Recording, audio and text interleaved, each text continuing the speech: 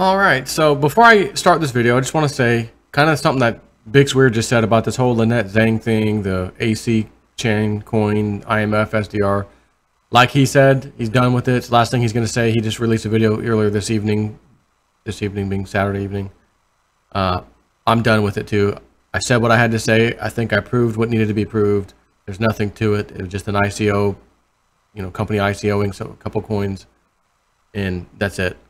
But I do want to clarify one thing, which is why I'm mentioning this now. Otherwise, I wouldn't even be mentioning this. I just keep moving on as if nothing happened. But, Bix Weird shows in his video, a video of her from like February trashing Bitcoin and stuff and basically giving you a big sales pitch on precious metals because that's where she works. She's a salesperson, essentially. So you could say, kind of has a vested interest to go that way with her. Having said that, the piece I want to talk about, Brad was talking about this, the same company, the AC chain coin, and this particular bank, Pewing Bank, or I don't know how to pronounce it, and they had this T, looked like a T ICO, and it came out at $15 billion US dollars worth, which would have made it the most incredible ICO, hands down. I don't think anything would have ever beaten it now or even in the future. And I'm just thinking to myself, how come I haven't heard of this? This would have been like the biggest ICO to date. It would have been everywhere, and I just haven't heard this. So I emailed him and Sean too. I was like, hey, can you guys, wherever you got that piece from, can you kind of send me that link so I could read up on that? I said, I'm searching for, in my email to them, I was like, I'm searching for everything about, like 6 Ways from Sunday, everything I could think of like the best ICO, the chart of highest paid grossing ICOs, that kind of stuff. And Tezor's, I think that's how you pronounce that, is the highest one at $230 million, which of course is a far cry from 15 billion. So I'm like, where's that one? Why, it just doesn't make sense. And I can't find anything. I'm searching for the ICO. There's just nothing on the internet, which is insane. If this was a $15 billion, ICO. So I'm just like, I'm done looking. I can't find it. Guys, can you help me out here? They sent me the link. Yeah, here it is, buddy. And so I got it, and I read it, the whole article, and basically what this appears to be is this particular T, this major T in China that these people love, I guess, over there, the citizens, whatever. It is a $15 billion industry for that particular T, I guess. And they decided, along with this bank that's dealing with this digital currency that they're creating for that specifically, they're attaching the T basically as the asset backing of the currency. Whereas, our dollar, fiat currency, backed by nothing. Back in the day, the backing was gold. So they're taking the T is the backing of this digital currency they created. So it wasn't necessarily an ICO, actually. I'm like, oh, okay, now it makes sense.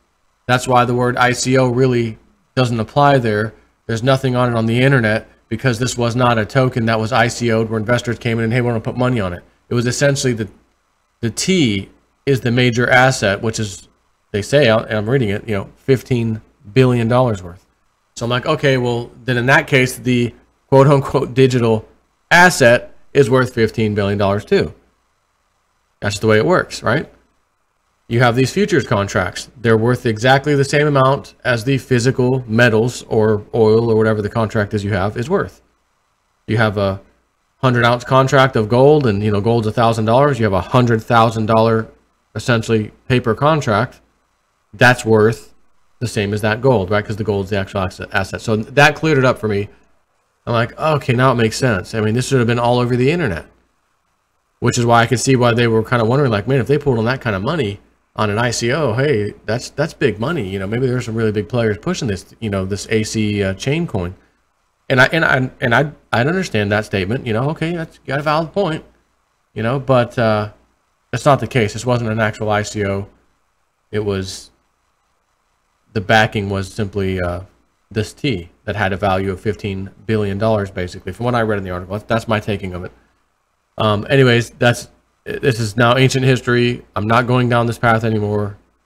Not unless something happens to where I have to, need to, because something else has now changed. Again, hey, nope, there's definitely some smoking gun, smoke where there's smoke, there's fire, and there's something new here, and I've got to tell you about it. Guys, maybe I was wrong. Maybe we were all wrong, me and like Cliff and them. Bix and whoever else was on our side. And we gotta have to look back at in that case, I'll absolutely come out. It'd be the right thing to do. But my stamp that says case closed is, I'm gonna go ahead and stamp this one. There's nothing here. Stock market warning, Siren is blaring, according to Wolf Richter. Are we blinded yet by the brilliance of corporate earnings? Quote unquote, adjusted earnings growth is 10.2% year over year in the second quarter, according to FactSet, based on the 91% of the companies in the S&P 500 that have reported results. The energy sector was a key driver, with 332% adjusted earnings growth from the oil bust levels of a year ago.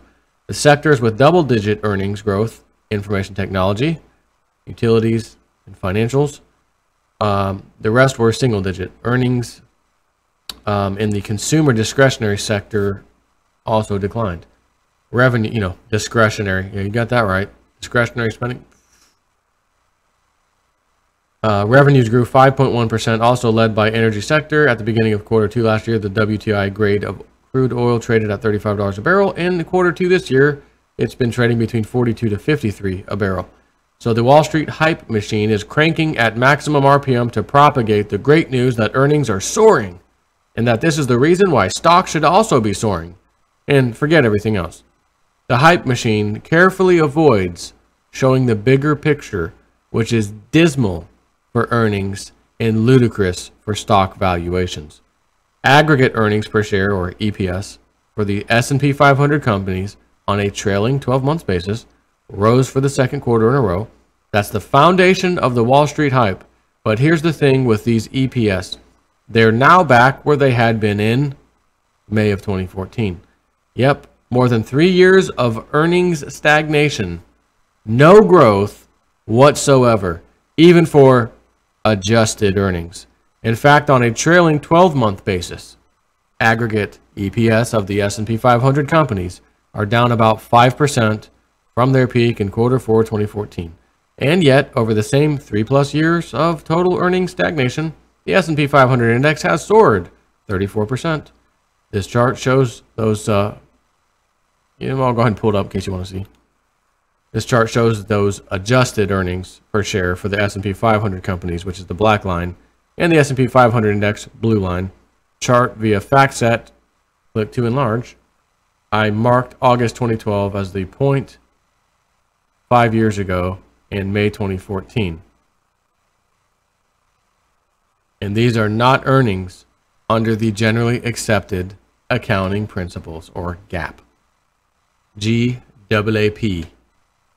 The S, Snoop double D-O-G? No, the the GAAP. FactSet uses adjusted earnings for its analysis. These are the earnings with the bad stuff, adjusted out of them by management to manipulate earnings into the most favorable light. Not all companies report adjusted earnings.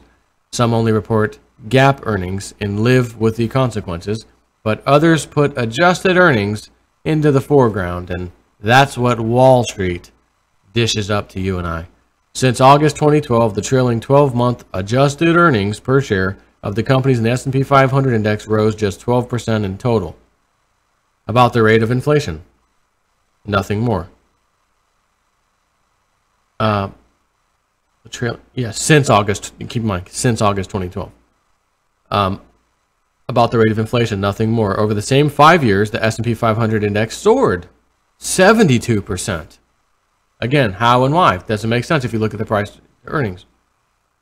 And there's another thing. These earnings per share are heavily influenced by the share count. Companies have been on a huge borrowing binge over these years, fueled by historically low interest rates, and a big part of that borrowed money wasn't used to create new things, expand, invest, or invent, but to buy back their own shares.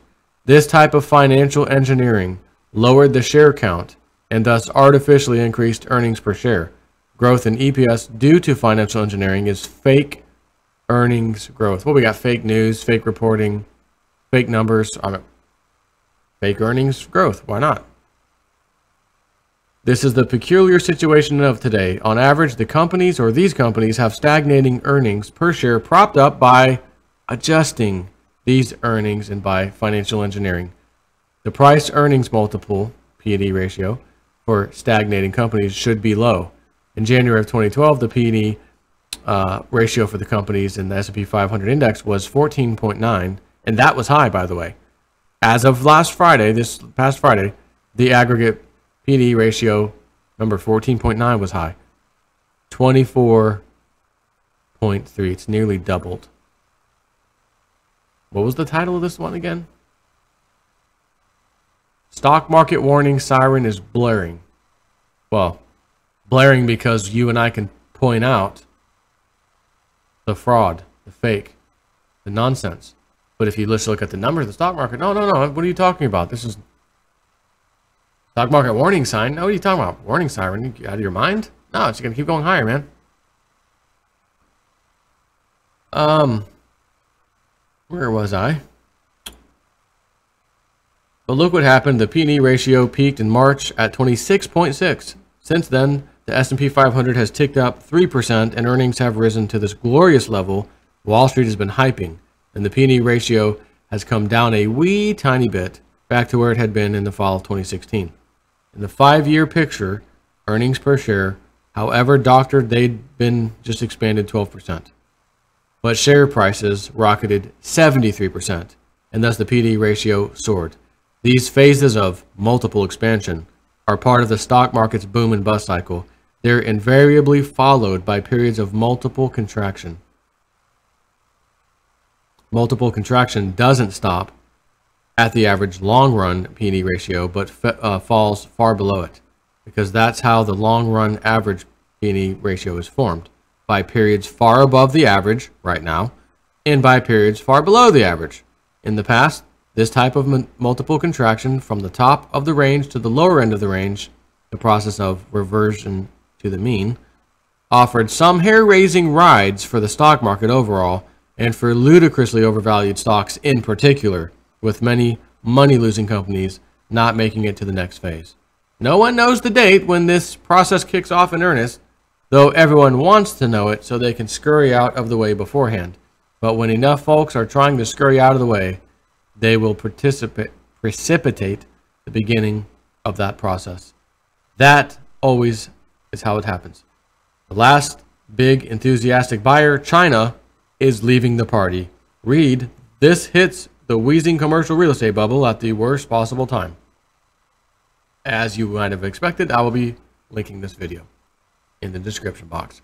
And again, for my new subscribers, I do 3, sometimes 4 roughly videos every day, every morning.